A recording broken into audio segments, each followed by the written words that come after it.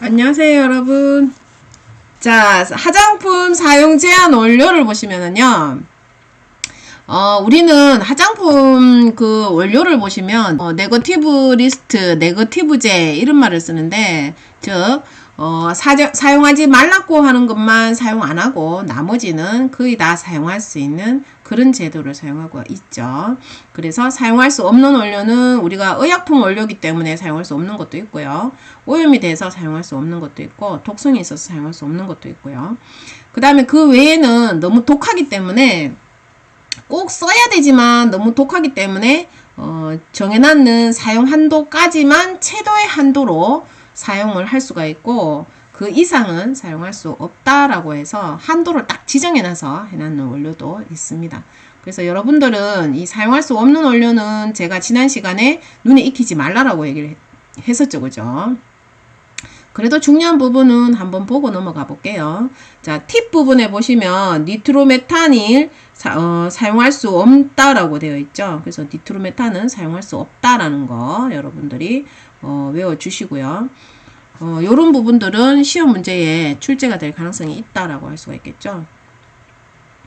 그 다음에 우리가 그 향료 성분에 해당이 되는데요. 아트라놀, 클로로아트라놀, 그 다음에 하이드록시, 아이소헥실, 뭐 이런 식으로 나오는 게 지금 우리가 처음 보는 그 용어들이죠. 그죠? 이런 것들은 여러분들이 눈에 익히게 되면 시험 칠 때 되게 많이 헷갈립니다. 그래서 요 2번 부분은 사실 여러분들이 읽지 않는 거를 저는 권장드리고요. 첫 번째 니트로메탄은 외워두시는 게 좋을 것 같습니다. 그 다음에 그 메칠렌 글라이콜이라는 것도 사용을 금지한다라고 되어 있죠. 그래서 이 부분도 여러분들이 외워주시면 좋을 것 같아요. 자, 기존에 시험 문제 나왔던 것들만 주의해서 본다라고 한다면은요, 이 금염이라든지 그 다음에 니코틴 및 그 염류, 니트로프발렌, 니트로메탄, 니트로벤젠 이런 것들은 사용할 수 없다라고 되어 있는데 다른 거는 사실 여러분들이 읽는 거는 조금 힘들고요. 이거 눈에 익히면 헷갈리기 때문에 그냥 니코틴은 화장품 원료로 사용할 수 없다. 그냥 이 정도로만 알고 계시고요. 뭐 최근에 뭐 샴푸 때문에 뭐 트리하이드록시 벤젠인가 뭔가 뭐 사용할 수 없다라고 되어 있는데 그 부분은 확정이 나고 나면 여러분들이 그거는 따로 외우셔야 될 것 같아요. 화장품 회사, 그 샴푸 회사하고 논란이 있어가지고, 그게 성분이 시험 문제 나올지 안 나올지는 제가 잘 모르겠습니다. 뭐, 약 올리려면 나올 수도 있을 것 같은데, 124 트리하이드록시 뭐 벤젠이라고 있었죠. 그죠? 최근에 예정고시가 나왔었는데요. 그 예정고시가 확정이 되고 나면 여러분들이 그 부분을 외우셔야 돼요. 최근에 한 개만 논란이 돼갖고 나왔었기 때문에. 자, 여기서 디옥산, 그 다음에 165페이지에 보면 리도카인, 가산화 화물가가 20m몰이라고 되어 있네요. 이러한 뭐 뒤에 뭐 리모네인이라는 종류에 관련된 것들이 나왔는데요. 이런 것들은 우리가 구질구질하게 알 필요는 전혀 없죠. 그죠? 그래서 이렇게 뭐 골치 아픈 가산화 물가가 있는 이러한 리모넨들은 사용할 수 없는 원료에 해당된다. 그냥 이 정도로만 알고 계시면 되겠습니다. 그리고 나머지는 메탄올 167페이지에 보시면 그 다음에 목향뿌리 오일 요것도 시험 문제 나오면 되게 잘 틀려요. 이게 사용 한도가 있는 줄 알고.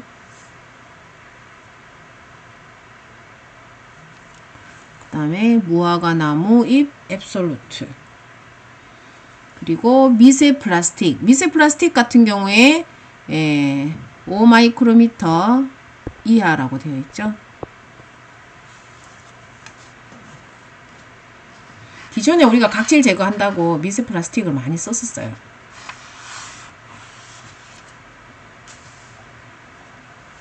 그 다음에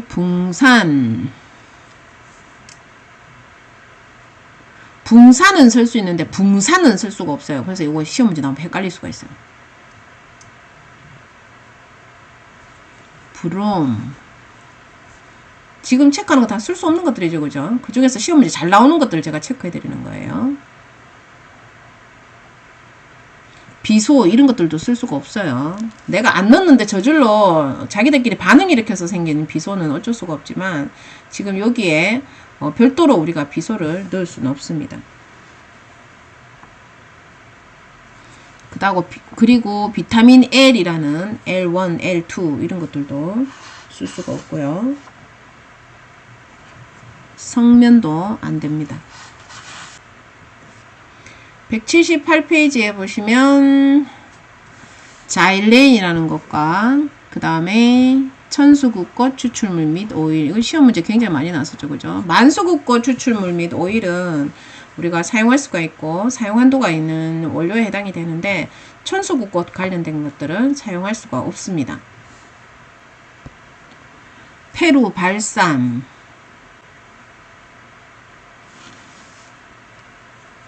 페루 발삼 주의해서 봐주시고요.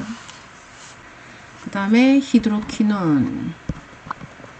히드로키논은 하이드로키논이라고 읽기도 하는데요. 이거는 표백 성분이에요. 표백 성분. 우리가 알부틴 같은 경우에 우리가 히드로키논에서 환원됐었는데 다시 히드로키논으로 환원될 가능성이 커서 안정성이 조금 떨어져서 잘 안 쓰는 집들도 되게 많거든요. 그래서 알부틴 같은 경우에 우리가 히드로키논으로 새로 환원되는지 안 되는지 검사를 많이 실시를 하죠. 그래서 1ppm까지는 허용한다라고 우리 책에 보면 나와 있죠. 히드로키논은 시험 문제에 굉장히 많이 출제되는 사용할 수 없는 원료에 해당이 돼요. 뭐 도미나 크림 뭐 이런 것들 보면 이러한 성분들로 되어 있는데 실제로 소비자 입장에서는 아주 사랑스러운 성분에 해당이 되죠. 표백 작용이니까 피부를 하얗게 만드니까.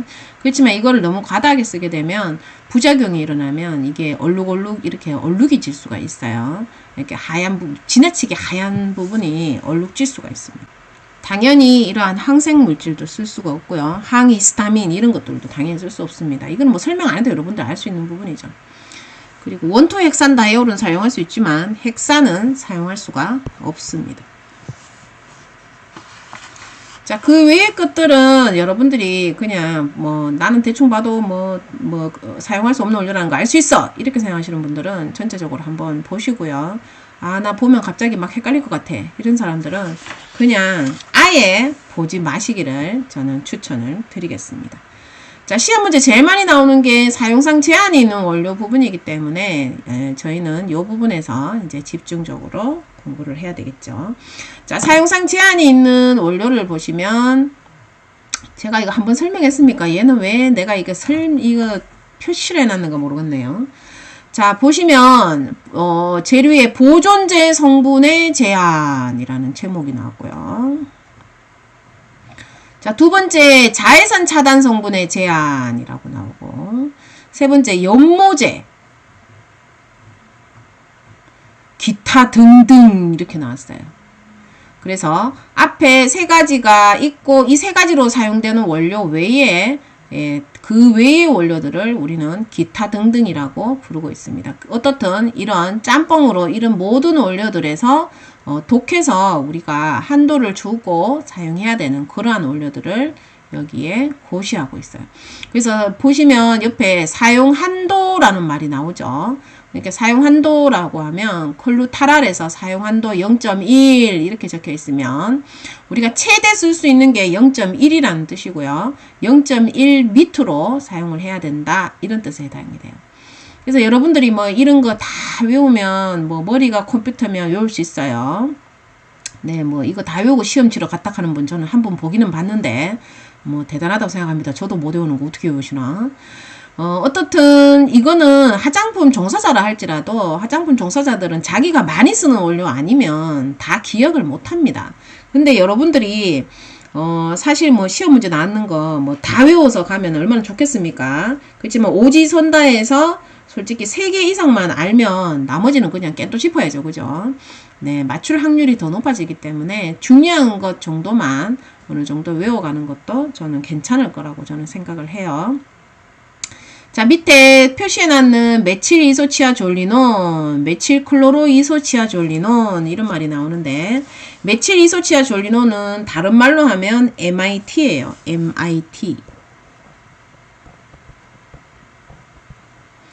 메칠 클로로 이소치아졸리논은 CMIT.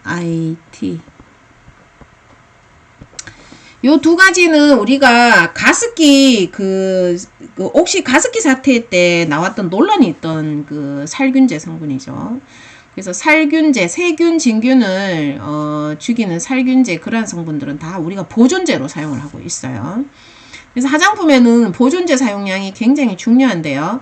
이 MIT와 CMIT는 살균력이 워낙 뛰어나기 때문에 우리가 흔히 씻어내는 제품이라든지 또는 마스크팩에 굉장히 많이들 사용을 했었어요.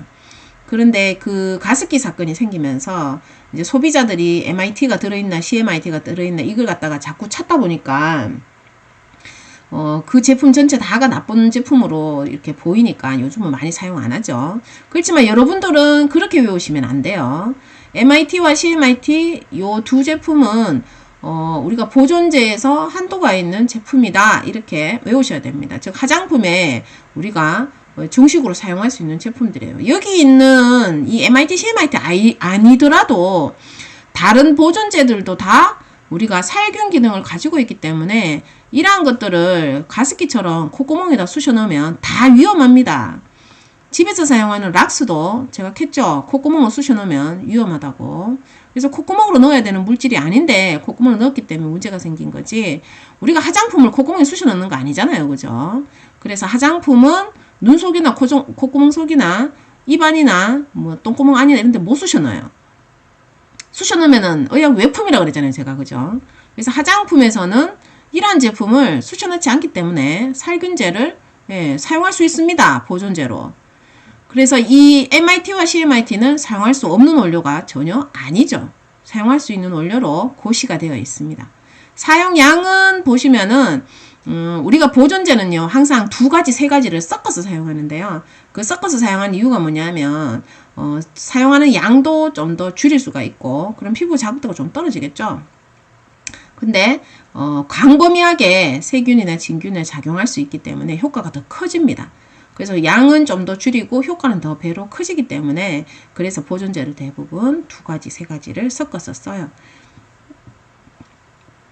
그래서 밑에 CMIT 있는 부분에 보시면은요, 이 MIT와 CMIT의 혼합물로 사용되는 경우라고 지금 여기 나오고 있죠. 그래서 메칠 클로로 이소치아졸리논과 메칠 이소치아졸리논, 즉 CMIT와 MIT의 혼합물은 3대1로 사용한다라고 지금 여기 나오잖아요. 그래서 이 부분 여러분들 반드시 기억을 하셔야 되고요. CMIT가 훨씬 더 기니까 더 많이 들어간다. 이런 식으로 외우시면 시험 칠 때 안 헷갈려요. 그래서 3대1로 사용되고 MIT는 0.001호 CMIT도 똑같죠, 그죠? 자, 요러한 사용 한도를 가지고 있다라고 되어 있고, 사용 후 씻어내는 제품에 사용하도록 되어 있고, 뒤에 보면 기타 제품 사용 금지라고 되어 있죠? 즉, 씻어내는 제품이 아니면 쓸 수 없다는 뜻이기 때문에 이 두 제품은 로션, 크림, 토너 이러한 제품에는 절대로 사용할 수가 없습니다. 그래서 마스크팩에 최근에 다들 사라졌죠. 이러한 보존제를 사용하는 게 요 법령 때문에. 그렇지만 네, 샴푸에는 쓸 수 있는데도 불구하고 사람들이 무서워서 안 쓰고 있어요. 그래서 가습기 살균제는 우리가 씻어내는 제품에만 사용을 한다라고 그렇게 기억을 하시고 숫자도 꼭 기억해 주시고요. 시험 문제에 많이 출제가 됐었습니다.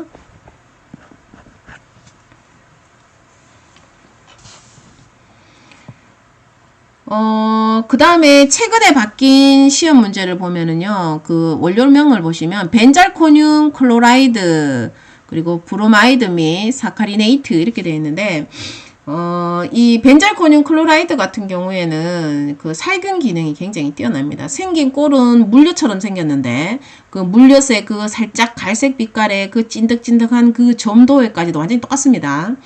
근데 냄새가 화장실에서 맡던 그 소독제 냄새가 나요. 그래서 그 우리가 손소독제로 사용되는 그 알코올 대신에 우리가 손소독, 그 알코올이 함유되어 있지 않는 손소독제 이래가지고 이 벤잘코늄 클로라이드를 희석시켜 가지고, 예, 이거는 물에 안 녹아요. 그래서 알코올에 녹여 가지고 물에다 붓거든요. 그래서 알코올에 녹여서 물에다가 희석시켜 가지고, 예, 뭐 뿌리는 뭐 그 계면활성제 이런 식으로 해가지고 많이 나왔어요. 뭐 무알콜 계속 무알콜이 안 녹이고 뭐 그 뭐예요 그거 일산비지에다가 많이 녹였겠네요, 그죠? 그래서 그런 형태로 해서 우리가 손소독제로 많이 나왔었는데, 이 손소독제를 쓰기 편하게 하기 위해서 스프레이통에 담아서 우리가 많이 나왔었거든요. 근데 요게 갑자기 며칠 전에 법령이 샥 나왔죠, 그죠? 벤잘코늄 클로라이드는 뿌리는 스프레이제로, 예, 판매할 수 없다라고 법령이 추가됐습니다. 그래서 스프레이 용기에 담을 수가 없어요. 그래서 여기다가 여러분들이 적어 주셔야 되겠죠. 자, 사용 후 씻어내는 제품의 벤잘코늄 클로라이드는 0.1%, 그리고 씻어내는 제품이 아닌 경우에는 0.005%를 넣어서 사용한다. 그 대신 스프레이 제품에는 쓸 수가 없다라는 거 꼭 기억해 주시기 바랍니다. 5번 시험에 출제되지 않겠나 싶습니다. 금방 고쳐진 따끈따끈한 법이기 때문에, 예, 보통 따끈따끈한 법을 거의 다 시험 문제에 냈었죠. 지금까지는. 자, 벤조액 애시드 및 그 염류 및 에스텔유. 자, 요런 것들은 산으로서 0.5%라고 했습니다. 그래서 여러분들이 요거는 우리가 그 뭐예요? 그 천연 화장품과 유기농 화장품에 사용할 수가 있기 때문에 요런 것들도 시험 문제에 잘 나올 수 있으니까 주의해서 봐주시고요. 그 다음에 벤질 알코올 1%는 시험 문제에 주관식으로까지 엄청 출제가 많이 됐었죠. 그래서 요거는 꼭 기억을 하셔야 되고, 벤조액 애시드도 이제 슬슬 시험 문제에 많이 출제될 때가 됐습니다. 예, 출연을 잘 안 했기 때문에 이제 출연할 때가 됐어요. 그래서 이런 것들은 꼭 외워두세요. 자, 살리실릭 애시드 시험 단골 문제죠. 자, 살리실릭 애시드 같은 경우에는 우리가 그 기능성 제품에서는 그 기능성 허가를 받을 때에 특히 식권에는 여드름에서 0.5%만 넣으면은, 예, 그 저기 뭐야 심사가 아니라 보고로 해주겠다 이렇게 약속을 했었고요. 그 외에는 이 살리실릭 애시드를 우리가 보존제로 사용할 수가 있습니다. 우리가 살리실릭 애시드를 보존제로 사용할 때는 0.5%까지 넣을 수 있다라고, 예, 최대 한도가 지금 나와 있습니다. 그리고 영유아 그리고 어린이 제품에는 사용할 수 없다라고 되어 있고요. 다만 샴푸에서 비듬을 벗겨내거나 샴푸의 보존제로 사용할 때는 사용할 수가 있습니다. 그래서 이 부분 주의해서 봐주시고요. 자, 그 다음에 IPBC 같은 경우에는 이 경우에 사용 후 씻어내는 제품에 0.02, 사용 후 씻어내지 않는 제품에 0.01, 데오도란트에 배어갈 경우에는 0.0075, 데오도란트 이 부분이 되게 중요해요.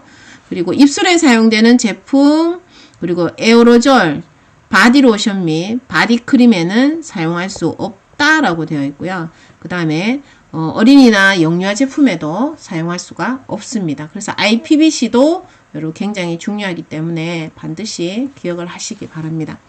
근데 요런 제품에는 쓸 수 있다라고 또 예외라는 게 또 나와 있죠, 그죠? 요런 예외가 시험 문제에 많이 나올 수가 있어요. 뭐 영유아 제품에 뭐 바디 로션 뭐 이런 식으로, 아니 바디 클렌저 뭐 이런 식으로 나올 수도 있겠죠.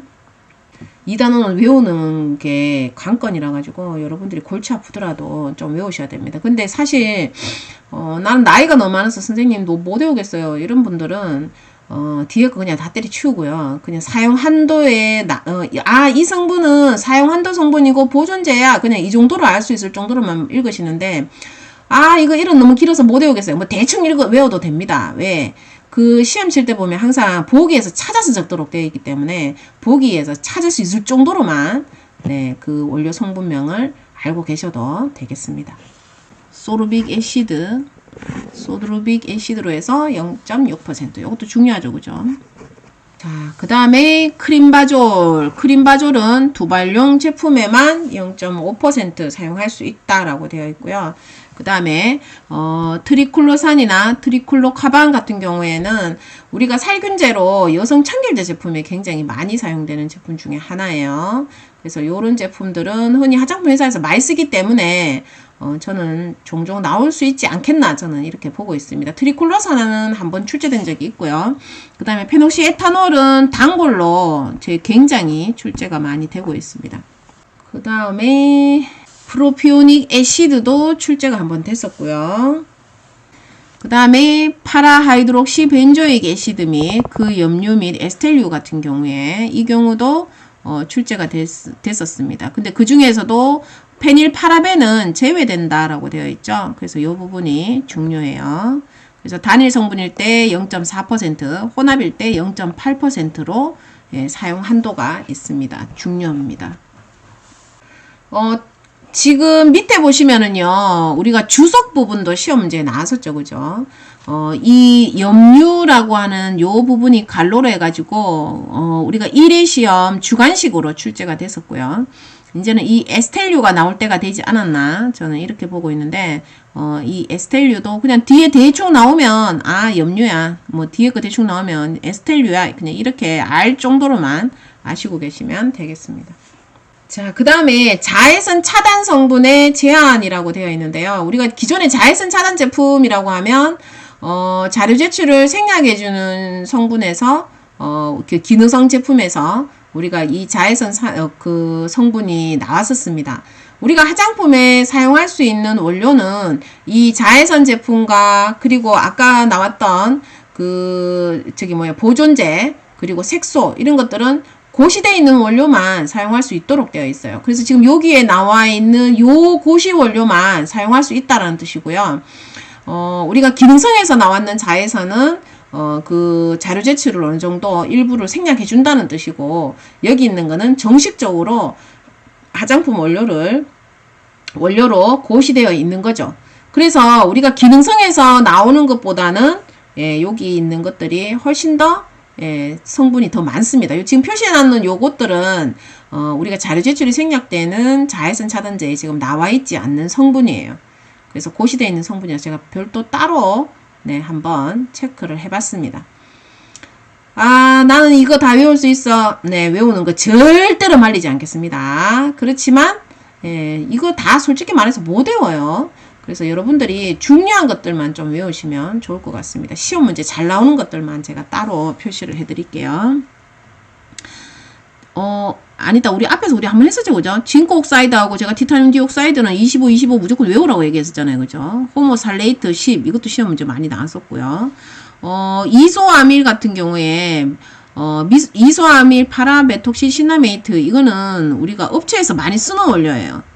그리고, 에치렉실 사리실레이트 이것도 되게 많이 쓰고요. 에치렉실 메톡시신나메이트 이것도 되게 많이 쓰는 원료에 해당되고, 옥토크릴렌 시녹세이트, 벤조페논 3 요런 것들이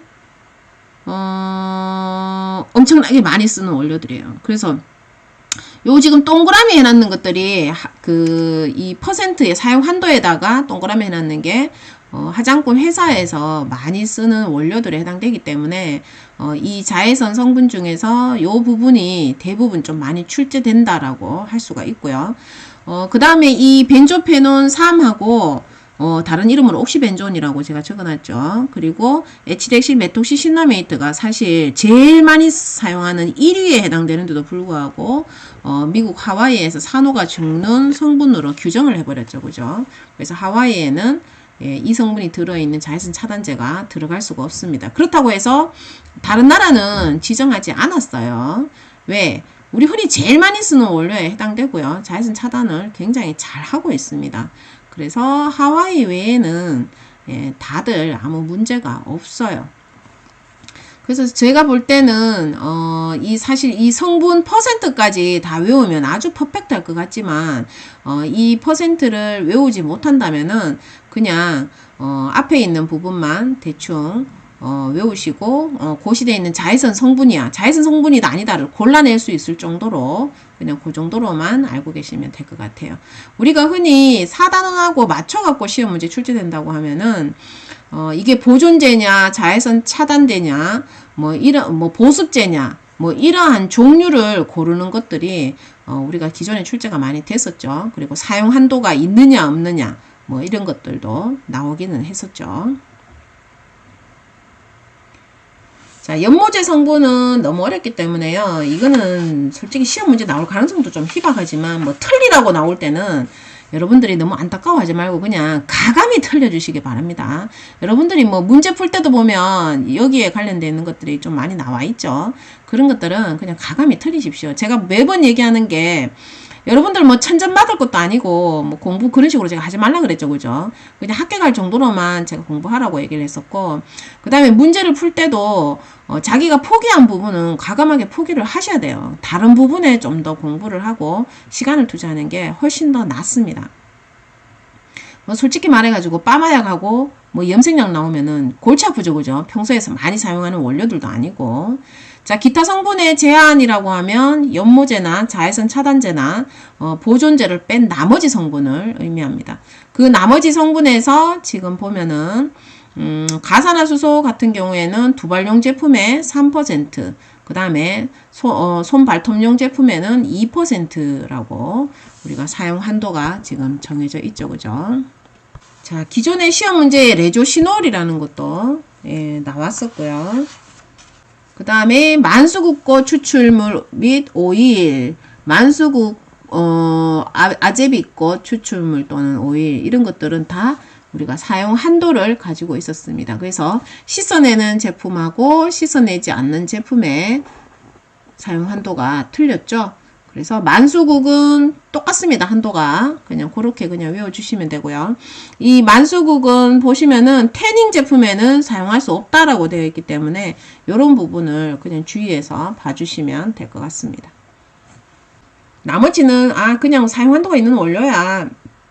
그냥 이렇게 기억을 하시면 될 것 같아요.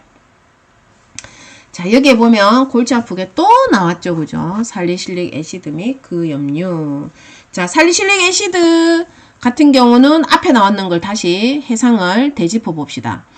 우리가 기능성 여드름으로 씻어내는 제품에 0.5%라는 사용 한도가 있었고요. 그 다음에 보존제로 사용할 때 0.5%가 있었습니다. 그러면 화장품 회사하는 책판업자가 나는 기능성 허가받기 아주 귀찮아요. 이럴 때는 기능성으로 0.5% 넣어놓고는 걸리면 기능성이 아니고 보존제로 썼습니다. 라고 이렇게 사기를 치시면 된다. 이런 뜻에 해당이 되겠죠. 근데 살리실릭 애시드는 어떻든 기존에 여드름 제품으로 사용했고 보존제로도 사용했고 여기서 기타 제품으로 씁니다. 그래 도대체 기타로 뭐 어떻게 쓰는데 그게 바로 여기에 지금 나와 있는 거죠. 자, 인체 세정용 제품에는 우리가 인체 세정용 그 유형에는 어떤 제품이 있는지 여러분들 아시죠? 자, 얼굴부터 씻기 시작하죠. 그죠? 얼굴 씻고 몸 씻고 거시기 씻고 엉덩이 닦으라고 제가 얘기를 했었어요. 자, 그러한 제품에는 살리실릭 애시드 제품이 2% 사용 한도가 있고요. 그 다음에 두발용 제품에는 3%의 사용 한도가 있습니다. 몸에 있는 때보다 머리에 있는 각질이 우리가 더 골치 아프죠. 그죠? 비듬이 더 골치 아픕니다. 살리실릭 애시드가 비듬을 벗겨내는 그게 굉장히 강력하죠. 그래서 우리가 사용 한도가 보면 바디 클렌저나 뭐 몸에 사용하는 그러한 제품류에는 2%의 사용 한도가 있지만 두피에는 3%를 가지고 있어요. 그러면 우리가 내가 기능성으로도 사용할 수가 있겠고요. 우리가 보존제로도 사용을 할 수가 있겠죠. 그래서 그러한 양을 다 두들겨 합해가지고 살리실릭 애시드로서 어떤 용도로 사용하든 다 두들겨 합해서 2%. 네가 어떤 용도로 사용을 했던 앞에서 나왔던 기능성이든 보존제로 사용을 했던 다 두들겨 합쳐서 두발용 제품에는 3%까지 쓸 수 있어. 이런 뜻입니다. 근데 옆에 갈로를 보시면은요. 용유아 및 어린이 제품에 사용할 수 없다고 아까 보존제하고 똑같이 요딴 식으로 적어 놓고는 샴푸는 제외 이렇게 해놨죠. 어린이도 뭐 샴푸는 제외해 놓은 거 보니까 비듬이 많은 것 같습니다. 근데 중요한 거는 그 밑에 점이죠. 기능성 화장품의 유효 성분으로 사용하는 경우에만 사용을 하고 기타 제품에는 쓰지 마라. 즉 내가 이렇게 적어준 이유는 기능성 제품에만 쓰시오 이 뜻이에요. 얘 말이 그 말인 거예요. 기능성 말고는 다른 제품에는 쓰면 안 돼 이 뜻입니다. 근데 기능성에는 앞에서 우리 배울 때 0.5로 배웠잖아요. 그죠? 그러면 차이가 뭐냐? 앞에서 배운 0.5는 자료 제출을 생략해주고 심사가 아니라 보고로 해줄게 일부만 이렇게 해준 거고요. 여기서는 기능성 허가를 받으려고 하면 인체 세정령은 2%까지 네 맘대로 넣어도 되고 그 다음에 두발령은 3%까지 네 맘대로 넣어도 되는데 어떻든 이거는 무조건 심사다 이 뜻이에요. 그래서 기능성 심사 이렇게 적어놓으면 돼요. 서류 다내 이 뜻이에요. 요거는 자료 제출 생략해 주겠다고 고시했는 게 아니고요. 그냥 원료에 사용할 수 있는 방법, 사용할 수 있는 양을 고시해 놓은 거예요. 화장품 그 원료를 사용할 때 사용할 수 있는 양을 고시해서 사용 방법을 안내를 해놨다. 이렇게 보면 되는 부분이죠. 그래서 이렇게 썼을 때는 반드시 기능성 심사를 받아라. 이런 뜻하고 상맥합니다. 통한다라고 할 수 있죠. 그래서 시험 문제에 만약에 살리실릭 애시드의 그 바디 클렌저의 그 사용 한도는 어떻게 되냐고 이렇게 이렇게 물으면은 0.5라고 적으면 틀리죠. 대부분 수험생들이 0.5라고 적어요. 2%에 해당이 되죠. 요거 이제 아시겠죠? 요거 자꾸 질문하시면 안 돼요. 매번 시험 칠 때마다 수험생들이 요 부분을 상당히 질문도 되게 많이 하셨고 시험 문제도 엄청나게 출제가 많이 됐었는데요. 뭐 주관식으로 나오고 객관식으로 나오고 뭐 짬뽕으로 섞어서도 나오고 엄청 많이 나왔었습니다. 근데 다들 항상 헷갈 뉴스처럼 물은 질문 또 묻고 또 묻고 계속 그러더라고요. 제가 오늘 수업을 너무 많이 하고 저는 입술이 부르타갖고 더 이상 말하려니까 너무 힘드네요.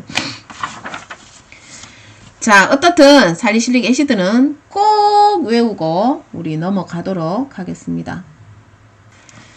자, 우리 여기 사용 한도에서 보면 RH 올리고펩타이드 1이라고 부르기도 하고 SH 올리고펩타이드 1이라고 부르기도 하고요. 또는 있어 보이게 상피세포 성장인자 이렇게 부르기도 하고 시중에서는 그냥 간단하게 EGF 뭐 대문자 소문자 다 틀리게 적었네요.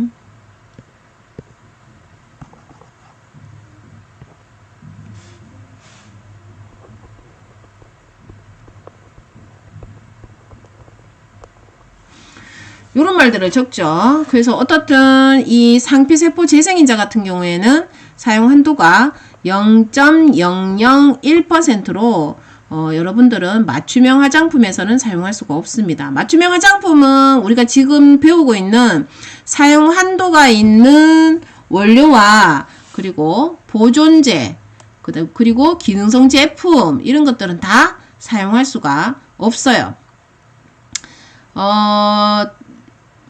그래서 뭐 어떤 분들이 뭐 오픈하신 분들이 저한테 질문을 되게 많이 하셨어요. 선생님 EGF를 넣으려고 하는데요. 몇 퍼센트 넣으면 좋을까요? 이렇게 매장에서 전화 온 적이 한번 있었는데 제가 사용 못 한다고 얘기했었어요. EGF는 여러분들이 쓸 수가 없습니다. EGF 외에 올리고펩타이드 2, 3 뭐 뒤에 뭐 많잖아요. 그죠? 원 빼고는 쓸 수 있으니까 다른 제품으로 대처를 하시면 될 것 같습니다. 시중에 나와 있는 제품들은 이 제품 자체가 거의 뭐 농도가 1%짜리도 1%짜리 파나요? 1%짜리가 1000ppm이죠.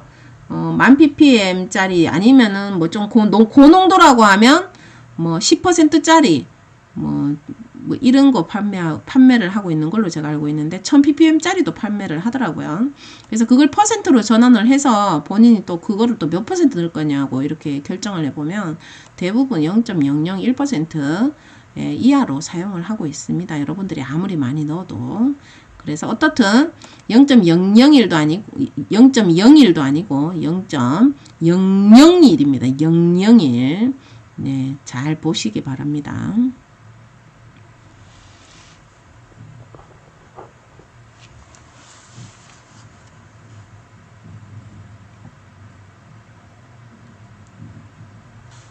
자, 그 다음에 암모니아 6%고요. 그 다음에 여러분들이 한때 뭐 TV를 보고 사랑했던 우레아 10%에 해당이 됩니다. 우리가 요소 제제죠.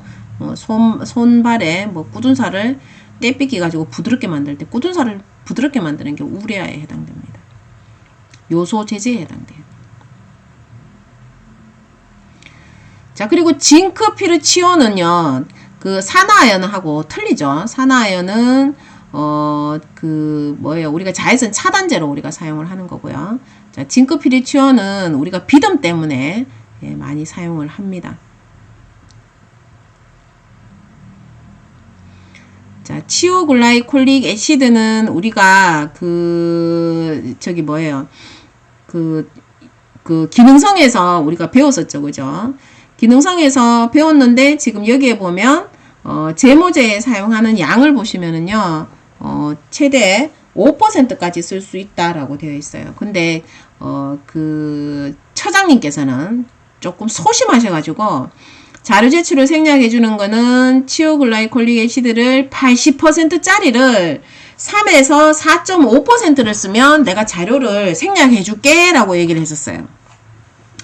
그래서 원래는 치오글라이콜릭 애시드의 최대 한도를 적으시오 라고 하면 4.5로 적는 사람들이 상당히 많겠죠. 그죠? 4.5로 적으면 안 됩니다. 5입니다. 5. 근데 기능성 허가 받을 때 자료가 생략되는 경우에는 80%짜리를 3에서 4.5%를 넣으면 심사를 안 받아도 되고 돈을 안 써도 되고 아주 간단하게 기능성 허가를 받을 수 있다. 이렇게 기억을 하시고요. 실제로는 5%다. 연모제에는 1%, 그리고 두발 제품에는 2% 이렇게 추가로 여러분들이 보시면 좋겠죠. 그래서 어떻든 시험 문제에 나올 가능성은 지금 요 제모제에 관련된 게 가능성이 가장 높다라고 할 수가 있어요.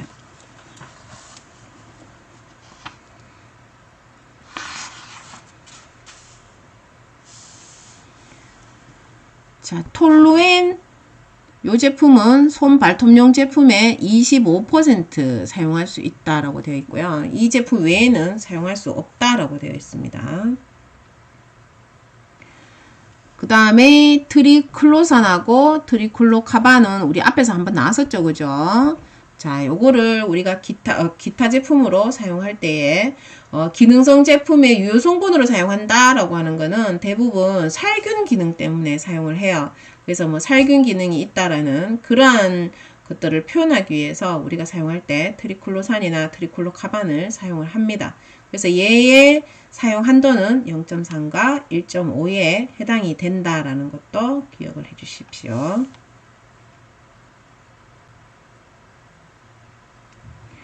그리고 페루 발삼은 우리가 아까 사용할 수 없는 원료하고 헷갈릴 수가 있겠죠. 그죠? 그래서 그 부분을 보시고 구분해서 봐주시면 되고요. 수지냐 아니냐 그 부분에 관련이 되겠죠.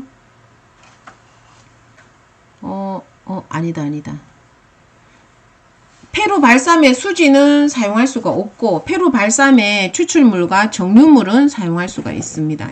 그것도 0.4% 이하인 경우에만 사용할 수가 있어요. 그래서 이 부분은 사용할 수 없는 원료에서 외우는 것보다는 그냥 사용 한도가 있는 원료에서 따로 외우는 게 낫겠네요. 그죠? 헷갈릴 수 있으니까. 자, 포타슘 하이드록사이드 또는 소듐 하이드록사이드 가성가리와 가성소다를 의미하는데요. 이러한 제품들은 자, 최종 제품이 pH 11 이하여야지만 되고 제모제에서는 12.7 이하여야지만 된다라는 거. 시험 문제 나오진 않았는데 출제될 가능성이 좀 크기 때문에 이 부분을 좀 잘 외워주시면 좋을 것 같습니다. 우리가 흔히 비누 같은 경우에는요. 우리가 요게 지금 얘가 비누에도 좀 많이 들어가고 우리가 손발톱에 각질 제거를 하기 위해서 우리가 사용되기도 하고요. 알카리제로 사용되기도 하고 또는 그 pH를 높여서 틀을 녹여야 되기 때문에 그러한 알카리제로도 우리가 사용이 되기도 합니다. 그래서 뭐 때도 벗겨지지만 털도 녹여내는 거죠. 그래서 굉장히 오랜 시간 동안 두면 피부의 자극도가 상당히 높아지기 때문에 우리가 제모제는 12.7 이하로 우리가 두도록 되어 있는데요. 그 비누 같은 경우에 보면은 그 pH가 보면 보통 pH가 너무 높으면 그 세정력이 너무 뛰어나서 건조해진다 뭐 이런 것들이 있어가지고 뭐 천연 화장품에 보면 대부분의 pH가 중성이죠, 그죠? 중성에 해당이 되고 그 외에 뭐 때비누 뭐 이런 것들 보면 pH가 대부분 한 9 정도 됩니다. 9가 좀 세정력이 좀 뛰어난다라고 보면 돼요. 그래서 뭐 지성용, 여드름 뭐 이런 피부들 보면 세정하는 것들이 대부분 9 정도 되고요. 그 외에 뭐 빨래 빨 때 뭐 그 빨래 좀 순한 용도로 뭐 빨래 때를 빗기는 뭐 그런 용도로 우리가 세제를 만들 때는 화장품하고 물론 뭐 상관은 없지만 대부분 10 이상을 좀 많이 만들어요. 10, 11. 근데 이거 이상 넘어가면 손이 거칠거칠해지거든요. 그래서 지금 그런 것들을 생각하셔가지고 pH를 생각하시면 될 것 같아요.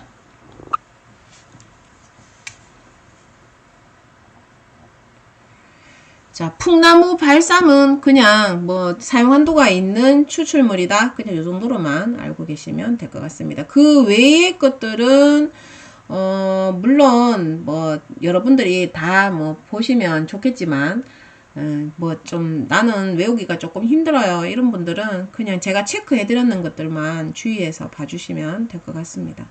물론 제가 체크해 준 것만 시험 문제 나오는 건 아니에요. 뭐 5개 중에서 솔직히 제가 체크해 놓은 것들이 거의 한 3개 이상은 출제가 될 거예요. 그러면 나머지 솔직히 한두 개가 막 헷갈리거든요. 그런 것들은 깬또를 짚어주시기 바랍니다. 자, 나머지는 풀어보시고요. 자, 인체세포 조직 배양액에 대해서 넘어가도록 하겠습니다. 자, 인체세포 조직 배양액에서 보면은요, 그 인체에서 유래된 세포 또는 조직을 배양한 후에 세포와 조직을 제거하고 남았는 국물만 우리는 이런 인체세포 조직 배양액이라고 말하고 있습니다. 그래서 즉, 여러분들이 여기에 조심하셔야 되겠죠. 인체세포와 조직을 의미한다. 이렇게 나오면 땡 틀렸습니다. 건더기는 건져내고 국물만 남겨놨는 게 배양액이라고 합니다. 그래서 주의해 주시고요. 자, 공여자라고 하면 이러한 인체세포를 제공했는 사람을 의미하겠죠. 자, 공여자 적격성 검사. 뭐 이 사람이 퍼뜨리는 병이 있는지 없는지 검사를 해봐야 될 거 아닙니까? 그래야지만 그걸로 사용할 수가 있으니까. 자, 그냥 여기까지는 쭉 읽어보시면 되는 부분이고, 윈도우 피리어드 이거는 주관식으로 출제될 가능성이 상당히 높겠죠. 자, 윈도우 피리어드가 뭐냐면 감염 초기에 세균, 진균, 바이러스, 그 항원, 항체, 유전자 등을 검출할 수 없는 기간을 말한다. 즉 우리가 그 코로나 같은 경우에 코로나 환자들을 발생했습니다. 이러면은 우리가 2주 동안 감금되죠. 그 2주 동안 감금되는 이유가 뭐예요? 2주 뒤에 발병할, 그 일주일이나 2주 뒤에 발병할 가능성이 크기 때문이죠. 그 며칠 동안 발병을 안 하고, 그 아무 증세가 없잖아요. 그죠? 그러한 기간을 윈도우 피리어드라고 합니다. 윈도우 피리어드. 코로나 때문에 2주 동안 감금되는 기간을 윈도우 피리어드라고 한다. 네, 이렇게 외우면은 주관식에서 좀 풀기가 조금 쉽겠죠. 그죠? 자, 청정 등급. 부유 입자 및 미생물이 유입되거나 잔류하는 것을 통제하여 일정 수준 이하로 유지되도록 관리하는 구역의 관리 수준을 정한 등급을 말합니다. 이거는 우리가 3단원에 넘어가면요. 청정 등급, 1등급, 2등급, 3등급 이런 말이 나와요. 즉 공기에 붕붕 날아다니는 그 균들이 없도록 하는 거예요. 청정 등급이 굉장히 뛰어나는데 1등급이나 이런 데는 우리가 이게 세균 검사나 이런 검사를 하는 그런 데에 해당된다라고 할 수가 있죠. 대부분 화장품은 2등급짜리로 많이들 쓰고 있어요. 자, 그 외에는 여러분들이 쭉 그냥 한번 읽어보시고 심심하면 뭐 다 외운다고 해도 제가 절대로 말리지는 않겠습니다. 네. 자, 1등급 배양시설 뭐 이런 말도 지금 나오는데요. 요게 시험 문제 한번 나왔던 것 같아요. 낙하균 5개, 부유균 20개. 이게 1등급 청정등급 1B에 해당이 됩니다. 이게 시험 문제 한번 나왔었을 거예요.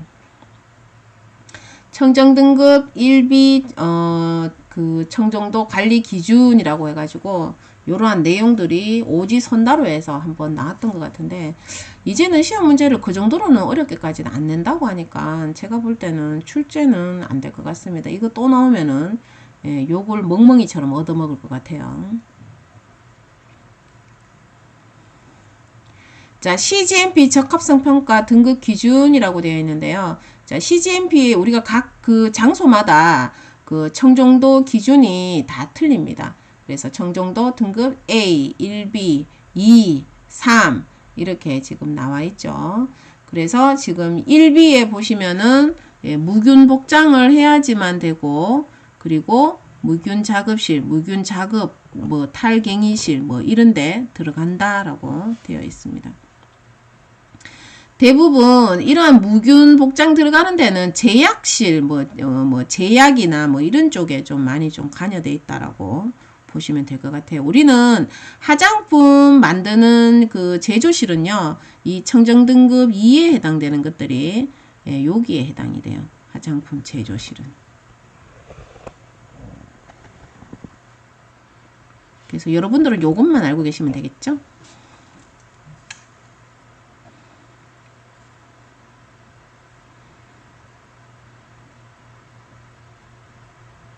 나머지는 그냥 쭉 여러분들이 한번 보시고요.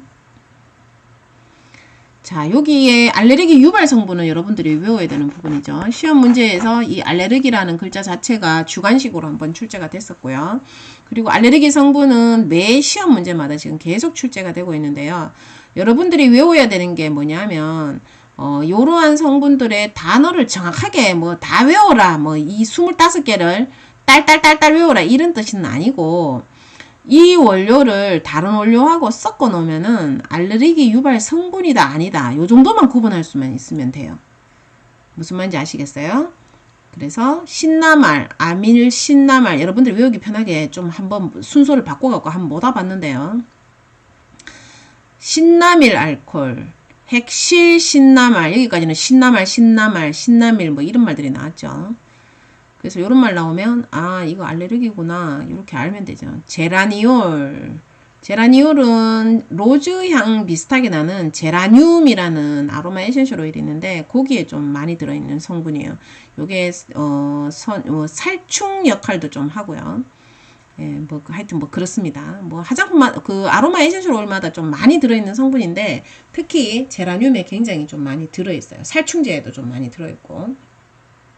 여기에 있는 알레르기 유발 성분 25가지는 어디에 들어있는 것들이냐면 천연 아로마 에센셜 오일에 들어있는 성분입니다.